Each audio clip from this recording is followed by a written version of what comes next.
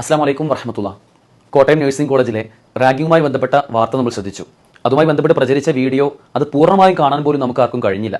ഇത് യഥാർത്ഥത്തിൽ ഒരു ഒറ്റപ്പെട്ട സംഭവമല്ല. വിദ്യാഭ്യാസമില്ലായ്മയുടെ ഒരു പ്രശ്നമായിട്ട് ഒരിക്കലും നമുക്ക് ഇതിനെ കാണാൻ കഴിയില്ല.